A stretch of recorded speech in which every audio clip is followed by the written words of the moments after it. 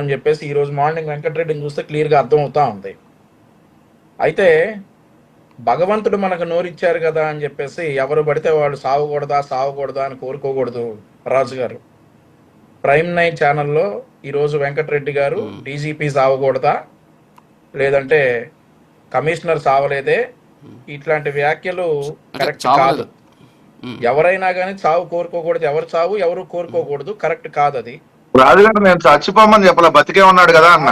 ఆగాలి చావు అని మాట అన్నారు అంటే మీరు పక్కదారి పట్టించేస్తారంటే కాదు కదా. రివైండ్ అయితే నేను అడిగింది డీజీపీ ఆ రోజు బతికే ఉన్నాడు కదా, ఈ రోజు కూడా బతికే ఉన్నాడు కదా అంటున్నా. కమిషనర్ రాజశేఖర్ బాబు ఆ రోజు బతికే ఉన్నాడు కదా, ఈ రోజు బతికే ఉన్నాడు కదా, ఎందుకు ఇన్ని రోజులు రియాక్ట్ అవ్వలేదన్నా? దానికి సమాధానం చెప్పండి చేతలు అయితే.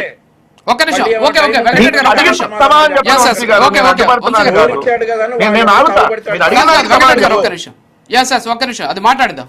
లేదు అది మాట్లాడదా. ఎస్ వెంకటరెడ్డి గారు, వంశీ గారు మాట్లాడు. ఆ తర్వాత రాజు గారు మీ మీద, నా మీద, కీర్తన గారి మీద, కృష్ణకాంత్ గారి మీద చాలా కన్సర్న్ ఉంది వెంకటరెడ్డి గారికి.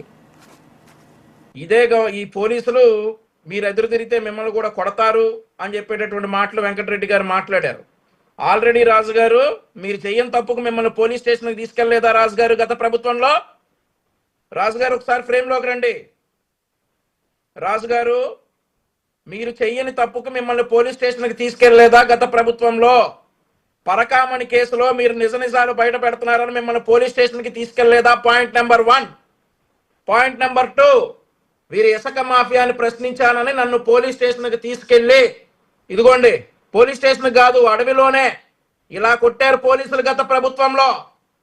నా మీద చాలా కన్సర్న్ ఉంది వెంకటరెడ్డి గారు మీకు. నేను కూడా కొంచెం సావు అంచుల వరకు వెళ్ళి వచ్చిన వాడినే మీ పోలీసుల హయాంలో. రాజుగారు కూడా బాధింపబడ్డ వ్యక్తే గత పోలీసుల హయాంలో. ఈరోజు వచ్చేసి పోలీసులు మిమ్మల్ని కూడా తీసుకెళ్లే అవకాశం ఉందనేటట్లుగా వెంకటరెడ్డి గారు మాట్లాడటం. సరే ఓకే, మా సమాధానం అది. మేము ఆల్రెడీ పడ్డాం. గత ప్రభుత్వంలో అకారణంగా వారి ఇసుక మాఫియాను ప్రశ్నించినందుకు మమ్మల్ని కొట్టారు. మీ పరకామణి కేసులో నిజాలు బయటపెట్టినందుకు ఇదే ప్యానల్లో ఉన్నటువంటి మోడరేటర్ రాజు గారు కూడా బాధితుడే. మీరు బాధపడిపోతా ఉన్నారు కదా మా మీద. ఆల్రెడీ మేము బాధితులమే మీ ప్రభుత్వంలో. ఆ తర్వాత కులాల సంగతి తీసుకొచ్చారు సార్.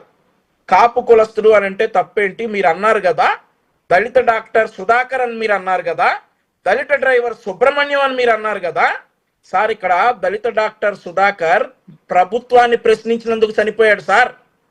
దళిత డ్రైవర్ సుబ్రహ్మణ్యం చంపేసింది ప్రభుత్వంలో ఉన్నటువంటి జగన్మోహన్ రెడ్డి పక్కన ఉన్నటువంటి ఎమ్మెల్సీ.